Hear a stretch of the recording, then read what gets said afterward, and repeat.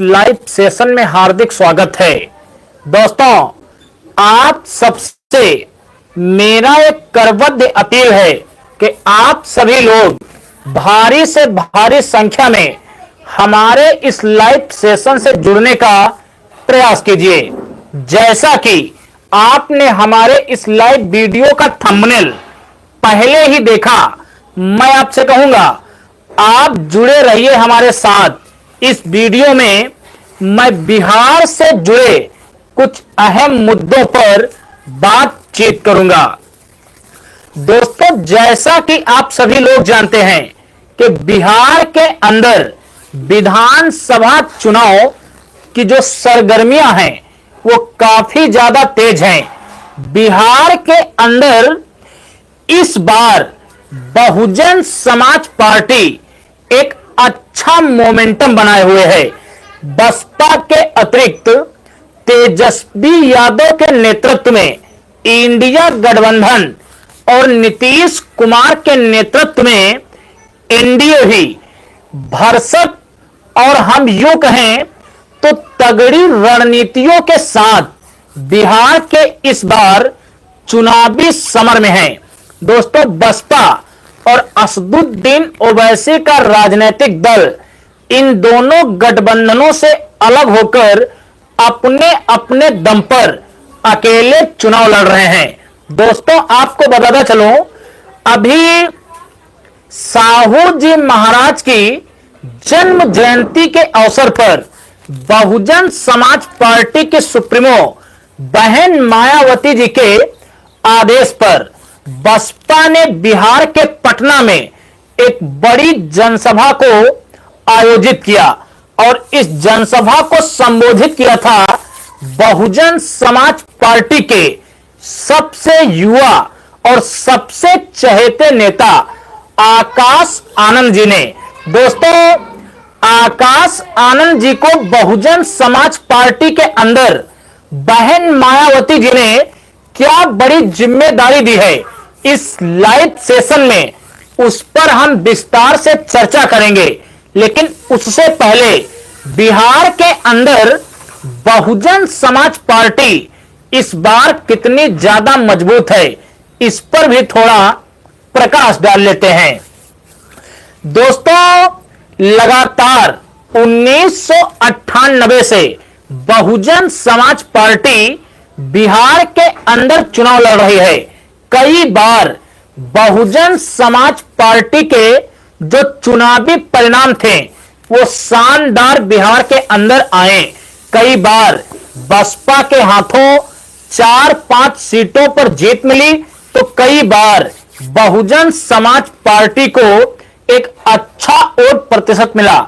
आपको बताता चलो, 2005 के विधानसभा चुनाव में बिहार के अंदर बहुजन समाज पार्टी को करीब 4.5 से 5% के आसपास वोट शेयर मिला था।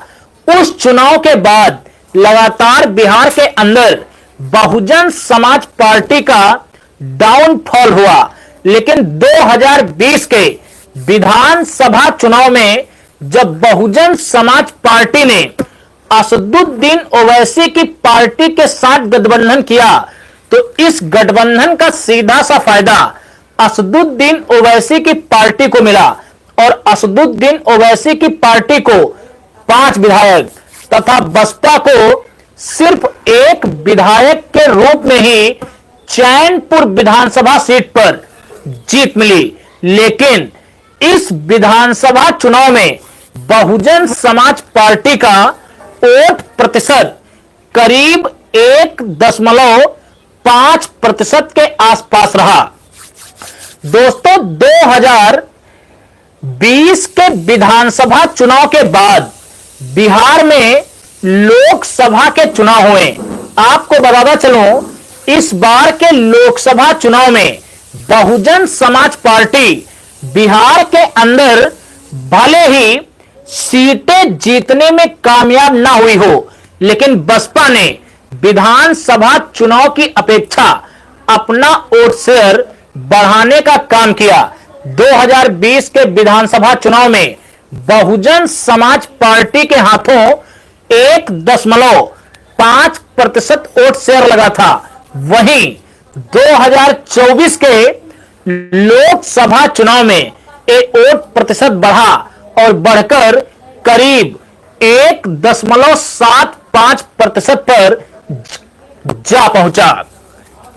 दोस्तों, इस लोकसभा चुनाव में 2020 के विधानसभा चुनाव की अपेक्षा बहुजन समाज पार्टी को 0.25% के वोट शेयर की वृद्धि भी हुई थी। दोस्तों, आपको बताता चलो, बिहार के अंदर करीब 10 लोकसभा की ऐसी सीटें रही थी जहां पर बहुजन समाज पार्टी के प्रत्याशियों को 10 से लेकर करीब 5% के बीच में वोट शेयर मिला था।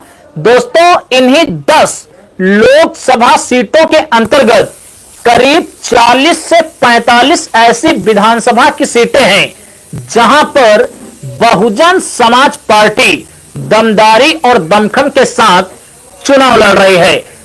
बिहार की राजनीति में इस तरीके की चर्चाएं हैं कि इन्हीं लोकसभा सीटों के अंतर्गत जो विधानसभा की सीटें आती हैं, बहुजन समाज पार्टी इन्हीं सीटों के सहारे इस बार बिहार के विधानसभा चुनाव में एक